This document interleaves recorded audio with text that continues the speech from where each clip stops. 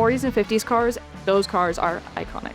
And this era of car has character. It just harkens back to a real pure time, and there's something pure and honest about these cars. It's a part of American history, you know. They got a lot of style. They wanted their car to stand out. Today's modern automobile blends styling with new form and function. Every line is designed with purpose, giving the automobile a graceful, streamlined appearance. This is actually like a piece of history. It's a piece of art. You know, it's not just a motor vehicle. That's the reason I like to drive these old cars, because it kind of takes me back. You don't find them anymore like you used to. That's what makes the cars of this era, for me, so magnificent. I mean, you couldn't have the 50s cars without the 40s cars, so.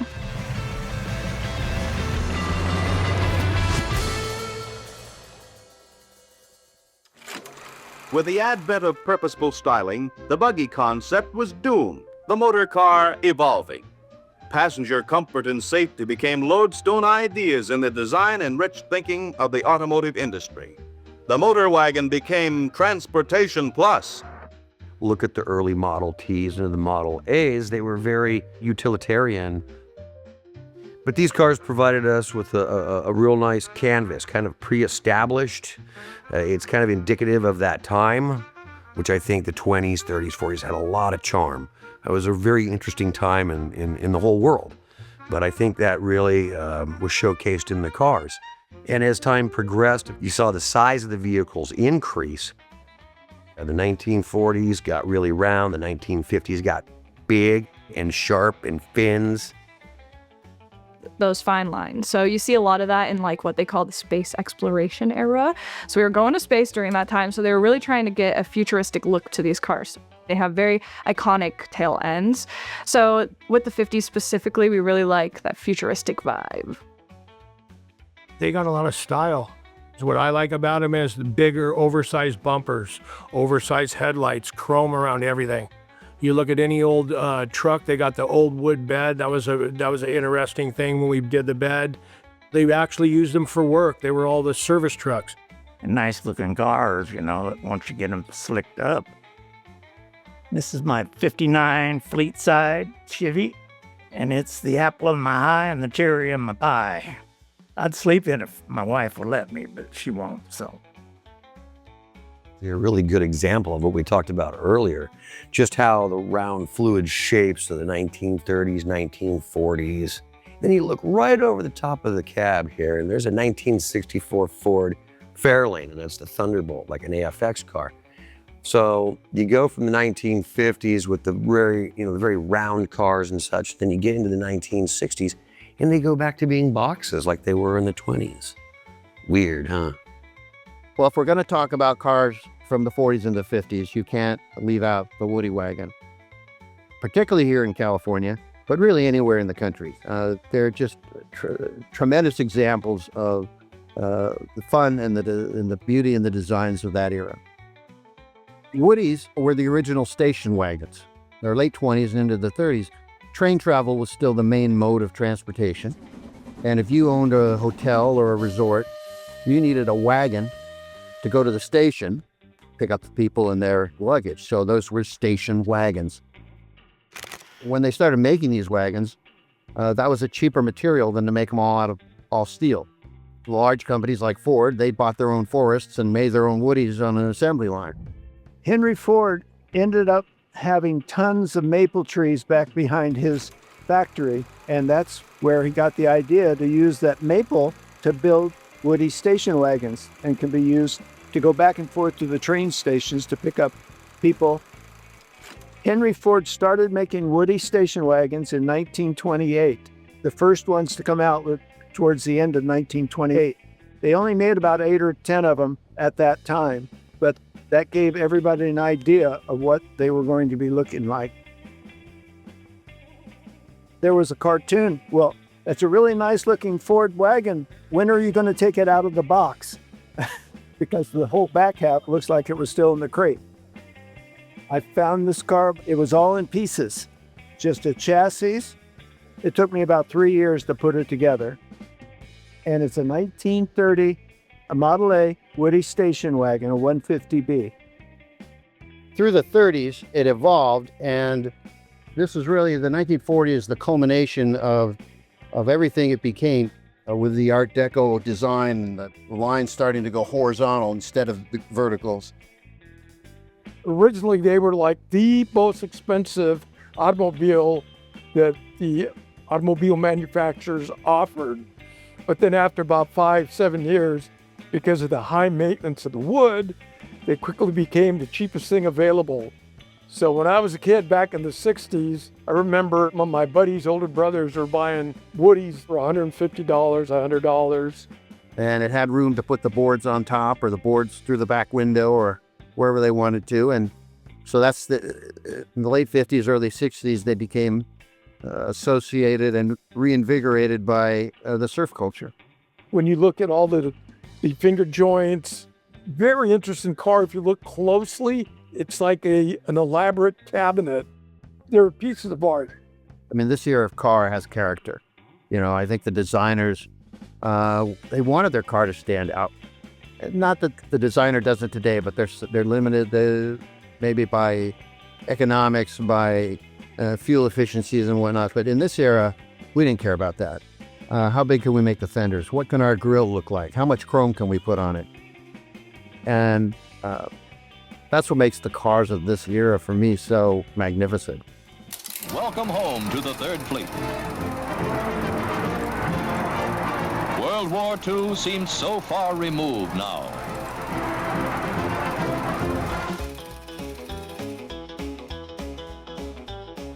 Post-war, World War II, a lot of these men and women coming back, you know, having this military experience. A lot of these guys learned about aerodynamics, and you'll see the cars, the evolution of the cars. Everything changed quite a bit after World War II. It's a continuation of a car that before the war, this is a post-war car. I think it was 42, they were making this car, but they dropped it during the war. And when they brought it back, this is the style of the car. They widened them out, and the fenders kind of flow out a little bit more from the hood. This is the last year in 48 that the wood doors are 100% wood. Other than the metal and glass that they have to roll up and open a car door, it's all wood.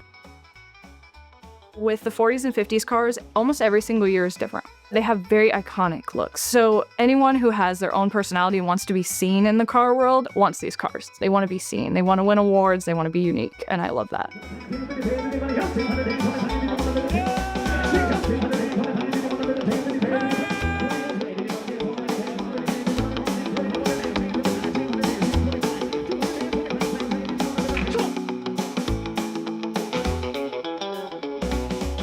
Across America, a new hobby was taking shape. People began modifying their automobiles in pursuit of greater speed, performance, and style. These customized machines became known as hot rods, and the enthusiasts who built them became known as hot rodders. What began in garages and on dry lake beds would soon grow into a nationwide movement and help define a new American car culture. I was heavily inspired by dry lakes racing, drag racing, street racing. The black tags are timing tags from El Mirage. The blue tags are from Bonneville. The red one means a record. D-Blown Street Roadster, my induction into the 200-mile-an-hour club. But that whole evolution of the cars getting more aerodynamic, people understanding horsepower, how they went from flatheads to overhead valves. You know, they changed from the older cars that had like the straight six. They started putting V8s in them, you know, big fat tires in the back, lowering them. And if you look at the body on them, it's heavy steel. The steel additionally made it a much safer car. This is a 51 Ford Woody. This was the last year that Ford manufactured a structural Woody.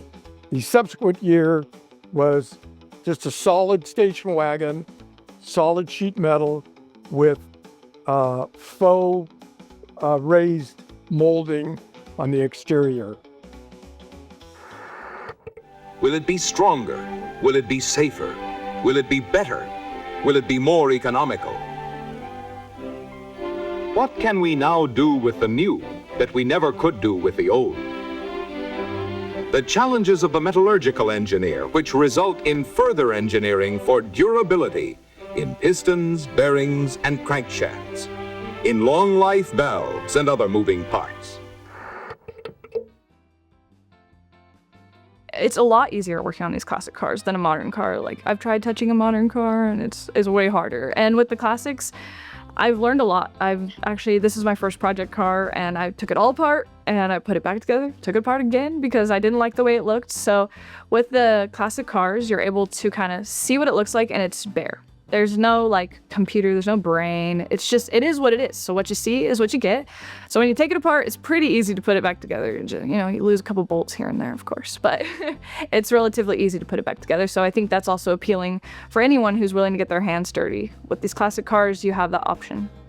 I can go to my toolbox and grab a 9/16 or ½ inch wrench and pretty much fix everything on this truck.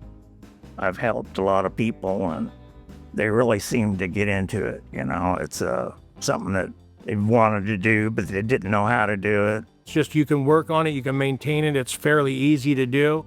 For someone that's never done it like myself, it was cool being able to change out those parts and kind of work on some of that stuff. So that's why I take it out and show it, and that's why I have kids go in it. I feel like that the younger generation, they don't have to, you don't have to buy a new car. A new car, if you've opened the hood, you can barely change the oil. You can't do much on it. These, you just maybe need 3 or 4 wrenches, a screwdriver, and you can do pretty much anything on the car. Well, I live in Modesto, and there's a lot of classic cars out here, especially with American Graffiti. So every year I was out there with my family, saw all the classics, and I was like, I like this vibe. This is where I want to be. So I gambled between getting a 60 actually and a 59 because they're pretty similar. Well, ultimately I went with 59. So when I turned 20, that's what I bought as my gift to myself. Here in Modesto, we have a lot more classic cars. So not just the lowriders, all classic cars in general. And the younger generation is able to see these cars on social media, hopefully what I post, and they're like, oh, I want to be a part of that community and make them their own. So whether it's restoring them or, changing them up, switching them, making them a custom car, they're able to get them out on the road, and that's all I like to see. I think in the industry, I'm most known for being very traditional. We put forth a lot of effort to make it look as if it should be factory. Is it factory or is that custom? A lot of our stuff is very discreet and understated. This truck right here, 1955 Ford F100. Some custom work on this truck, but it's just subtle. So this is a brand new 347 stroke or small block Ford from Blueprint. So it kind of gives it that feel of being, Ford, maybe factory, maybe not. I try to maintain that whole aura, the 20s, 30s, 40s, 50s, whatever that might be, because that's the charm that attracted me to it. My first car, I was 14 years old. I bought a 1940 Willys pickup truck. But if anyone's familiar with the Willys, they were really not as popular as the Fords. They were very readily, available, not very expensive, and they became the iconic drag cars, 50s, 60s, 70s, and that was my first car. I found it in a newspaper ad, and I paid $950 for it. But that was my first car, all steel, 40 Willys, gasser style truck, built my own tube chassis, taught myself how to paint, how to weld, how to wire, all that fun stuff. I built this kind of an odd kind of way. My son had passed away and I wasn't doing that good. And Bob came over with Bill and Ken, and they said, let's build a truck. And so we just built it in my garage, actually. Just slowly but surely worked on it. We did all the framework, all the paint work, everything in my garage. And, there's still paint everywhere. But it's kind of cool. I never washed it off because I just remember of the times that we had. And it's really cool, when you're building something like this and you see it at the beginning and I don't have a lot of hope of where it's going to go. And then over a series of months, you start seeing their transformation. It's named after my son, Ryan, and it's a 55, so it's Ryan 55. Having all my friends come together and watch them work on it together and transform something that was really old and rusty and beat up and put it together. And I looked around and seeing that I had support, my friends, And I knew I'd be okay. And at the end, we had a really beautiful truck. It's just a thing you got to do. If you want a nice truck, you got to build it the way you want it. I'm pretty proud of this. Pretty proud of a lot of them I've built. So I'm kind of in limbo, deciding between like a classic restoration or like a custom type of vibe. It has the original color, the original interior. Yeah, it's all repainted, but it's the original style. Whereas if I go custom with the mint green that I'm kind of thinking of, and I've already kind of put antennas on it, which is also a little bit more towards the custom side, not everyone's gonna love it. They're gonna be sad that it took away the original aesthetic, which I can totally get both sides. It's like, do I want to tear something down that kind of has good bones already? Yeah, 1950s cars. It's a 1 year only, a 1956 Ford F100. Well, I love the proportions of the F100, but just to kind of mess with people's minds, so it looks like there's something just a little bit different, we chopped this 1 inch. 1 inch, just a slice. I don't like chopping them. I think like the window, the wraparound round window, the visor, it just came with small motors.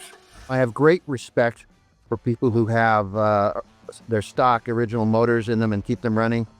We've put a modern drivetrain in it, so it looks much like it would have, but I can turn the key and drive it anywhere in the country, and we like that too.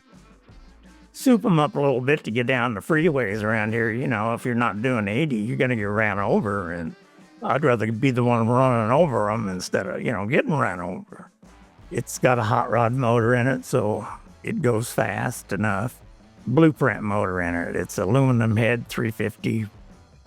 It's got a power plant of Vortec 5.3, fuel injected, a 4L60E transmission, and it's been fully restored.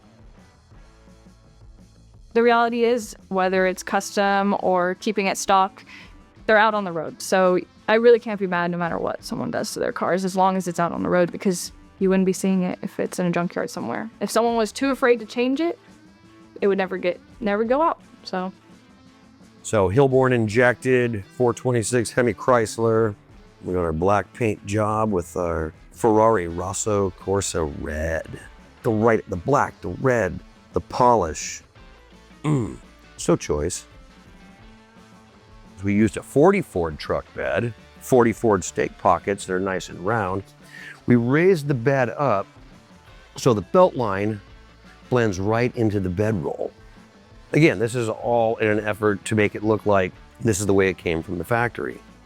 On the 40 Ford bed, actually the bulkhead goes to the top of the bed rail and it goes straight across. So that created this big crash right in this area. It just didn't make sense. We rolled some tube and some panels, and we made our bulkhead of the bed actually match the curvature of the belt lines in the back of the cab. We work with a lot of people, a lot of really smart, talented people that see things, that are able to, hey, let's take this 37 tailgate and add to it to make the 37 tailgate taller to match the 40 bed, to all these different ideas across the board. The right parts and pieces and shapes. It might be from a Studebaker to a Ford to a Chevrolet to a Chrysler. It's that combination, whatever, really enhances the other and complements it. These are motor cars that have been touched by the science and the labor and the spirit of styling. The designer's art in harness with engineering.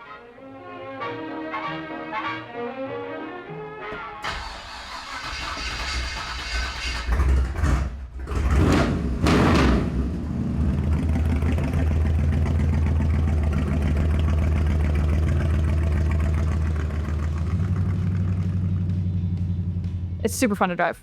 Even when it doesn't run great, it's still a unique car. It's out on the road and it's loud. That glass pack, you can hear it coming from down the road. So it's nothing better. I have a new truck and I prefer driving this.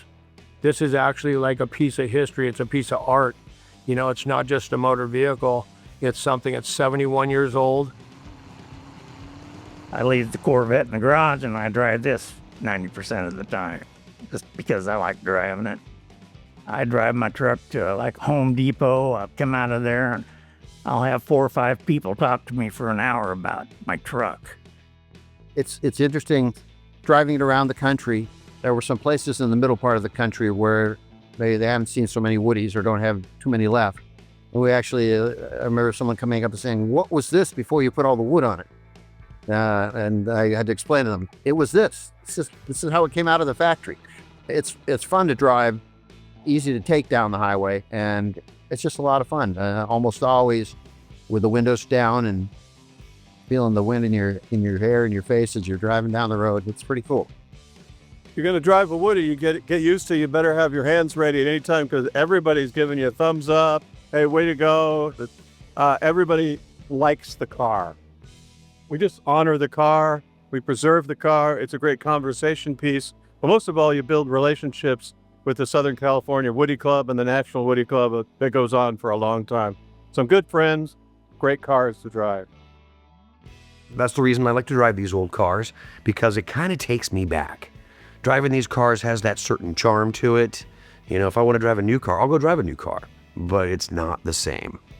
When I drive this, you'll have kids hanging out of the windows. It's great to go to car shows. And, some people don't want anybody touching their car, but I let the kids sit inside and you see the joy that, just sitting in something old. I'd like to see the young people start doing this again. It'd be really great. The 1950 Ford Chevrolet 3100 pickup. Recently completed restoration.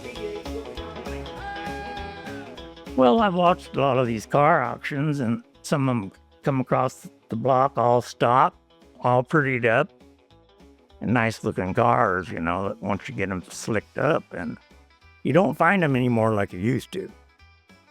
They're getting far and few in between, so if you're looking to do something, you need to find it pretty quick, because another 10 years you won't be able to find one, because they're going to be all gone. And now if you're lucky to find somebody had one pushed back in a barn somewhere for years, Just do it. Buy a classic car, be around the community. Like, I was afraid to get into the community, especially as a young woman, it can be kind of different, But as soon as I stepped in, everyone was really welcoming, and I was not expecting that. But I think that the tables have turned and the car community has changed, and they're very welcoming. So I think the best advice would be buy the car, be involved in the community, and just do what makes you happy in the car scene, because as long as it makes you happy, it's going to make someone else happy too. So whether I'm going to change it or make it the same, at least it's on the road. It's just neat, sharing with other people what you did and what they're doing. And everybody's so nice. They're so nice, and it's good to just share what they did to get to where they're at, how they found them. I always like the story of, where did you find this? The amount of work and effort that goes into one of these, you have no idea till you go through it. And it's so rewarding at the end of the day when you see the finished product.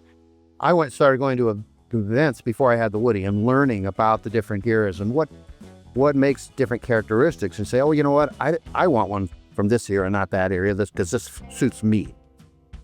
So my advice would be, get in with the clubs, find events and go to them, and talk to people, because they're great people. And just like what we found, they were ready to talk to us and tell us about their cars, so we learned kind of what we wanted. Like many car clubs, we're always trying to figure out how do we keep younger people interested. The car never stopped coming to events, just different owners.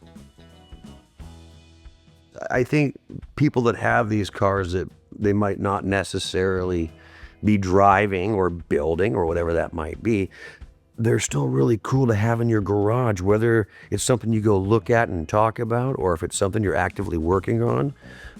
There is no wrong answer. Today's automobile is more than transportation. It is a symbol of freedom, prosperity, and personal expression. From the bustling city streets to the growing suburbs of America, automobiles are becoming an important part of everyday life. Young people gather at drive-ins and cruise the boulevards. Families embark on cross-country adventures, discovering the beauty and opportunity of a nation on the move. Across America, enthusiasts personalize their automobiles to reflect their own tastes, personalities, and ambitions. Never before has the automobile played such an important role in American culture. For millions of Americans, the automobile is no longer simply a machine.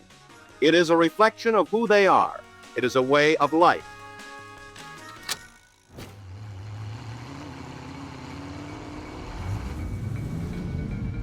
One day I'll give it to my young son. He's 21, so I can pass it on. It's also a piece of lineage that I can pass on.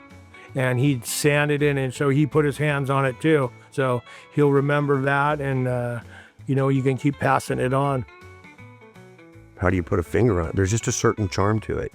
Kind of like, they're like time capsules.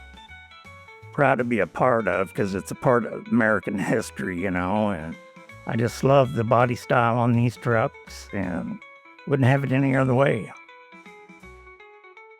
It'll transport you through time. They're time machines.